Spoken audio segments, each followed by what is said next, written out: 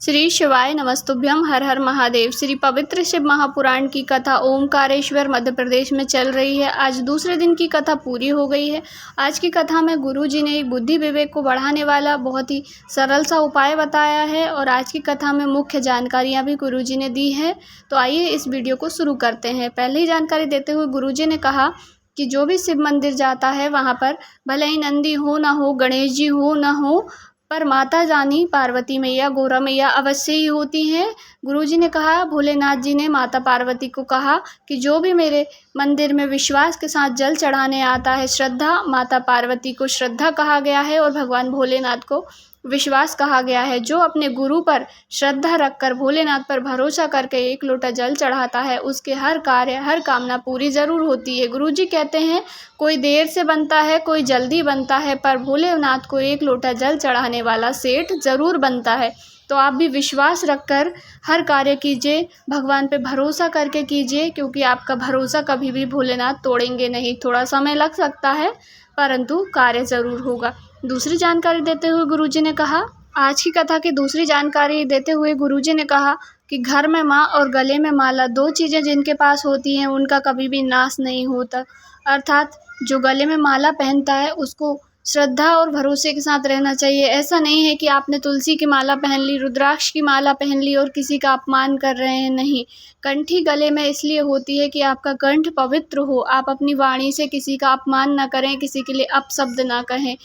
तो माला का और मंगलसूत्र के बारे में भी गुरुजी ने कहा कि यदि मंगलसूत्र आप पहने हुए हैं तो मंगलसूत्र यह दर्शाता है हमें कि जिसमें काले मोती हैं, सोने के मोती हैं और एक पेंडल कटोरी होती है। तो काले मोती दुख हैं और सोने का जो मोती है वह सुख है। तो सुख दुख आते रहते हैं जीवन में, पर जो कटोरी है वह हमें समझाती है, जो मंगलसूत्र का जो पेंडल है, कि एक दिन आप भगवान पर भरोसा करेंगे तो आपको सुख मिलना निश्चिंत ही है। तो सुख दुख जीवन के दो स्तंभ हैं।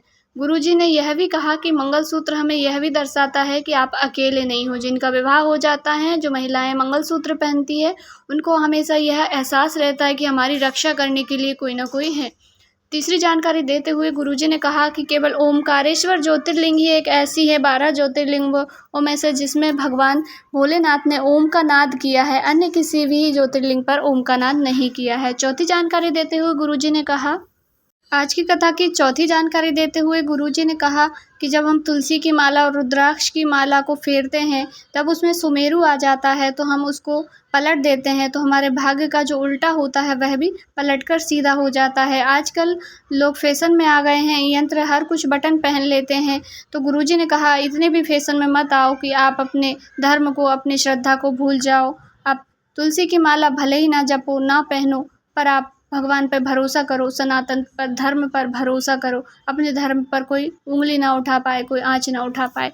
पांचवी जानकारी देते हुए गुरुजी ने कहा, आज की कथा में गुरुजी ने आप बीती एक पुरानी उनकी कहानी सुनाई है, जिसमें गुरुजी ने कहा कि हम परिक्रमा करने के लिए नर्मदा मैया की, आज से 22 साल पहले नर्मदा मैया की परिक्रमा करने के लिए गए थे। तब सूल पानी झाड़ी में पहले होता था, लोग बाग चोरी कर लेते थे, सामान छुड़ा लेते थे। तो गुरुजी और उनके साथियों से भी सामान छुड़ा लिया गया था। फिर उनके पास कुछ नहीं बचा। गुरुजी ने कहा, हम बहुत भूखे हो गए थे, 1.5 दिन तक कुछ भी अन्न तक मुँह में नहीं गया। फिर उन्हें माता नर्मदा मैया ने उन्हें दर्शन दिए। एक बूढ़ी माँ के रूप में सफ़ेद साड़ी पहने हुए, सफ़ेद बिंदी लगाए हुए, बड़ी सी नथ पहनकर माता रानी आई। उनने गुरुजी सब लोगों से पूछा कि आप नर्मदा जी के परिक्रमा के लिए आए हैं? तो उन्होंने गुरुजी ने कहा हाँ। तो उन्होंने कहा, मेरे पास एक झोपड़ी दिख रही है आपको? तो गुरुजी ने कहा, हमें झोपड़ी तो नहीं दिख रही थी अंधेरे में, पर हमने कहा हाँ दिख रही है। तो माता रानी ने कहा कि आप वहाँ आकर थोड़ा बहुत भोजन पानी कर लेना। गुरुजी ने आप बीती सुनाई। फिर गुरुजी ने कहा, हम बूढ़ी माँ के पास गए। बूढ़ी माँ ने हमें मीठा दलिया बना करके खिलाया, पान बड़े बड़े पत्तों में रख करके मीठा भोजन किया। उसके बाद हमने माता रानी से पानी मांगा तो बूढ़ी माता ने बोला, इतनी बड़ी नर्मदा मैया तो है। तो गुरुजी कहते हैं, हम जैसे ही पानी पीकर लौटे तो वहाँ पर ना झोपड़ी थी, ना ही कोई बूढ़ी माता थी। तो गुरुजी ने कहा, आज भी हम उस कथा को, उस कहानी को याद करते हैं तो हमारे रोंगटे खड़े हो जाते हैं। ऐसा लगता है कि माता रानी हमारे सामने ही आ गई है। आपको कैसी लगी गुरुजी की यह कहानी? कमेंट में ज़रूर से ही बताइएगा। कथा की अगली जानकारी देते हुए गुरुजी ने आज कहा कि यदि आपकी बुद्धि काम ना करे, विवेक काम ना करे, जब आप कुछ भूल जाओ, कुछ भी आपको याद ना रहे, तो गुरुजी ने एक विशेष प्रकार से जल चढ़ाने की आज की वीडियो में जानकारी दी है। गुरुजी ने कहा, आप जब भी आपको मौका मिले ओमकारेश्वर ज्योतिर्लिंग आप जाएं, या ओमकारेश्वर के आसपास के आप रहने वाले हैं तो ओमकारेश्वर में आप जल चढ़ाएं। तो आप 1 लोटा जल चढ़ाएं तो ओम का स्मरण करते हुए, ओम का उच्चारण करते हुए जल चढ़ाइएगा। आपकी बुद्धि विवेक काम करने लगेगी। गुरुजी ने कहा कि यह ओम का जो नाद है वह भोलेनाथ जी ने किया था, भूले हुए ब्राह्मणों को उनकी स्मरण शक्ति याद कराने के लिए। तो आपकी बुद्धि विवेक किसी की काम ना करें तो आप ओमकारेश्वर ले जाकर 1 लोटा जल ओम नाम का स्मरण करके चढ़वाइएगा, उनकी बुद्धि विवेक ठीक होगी।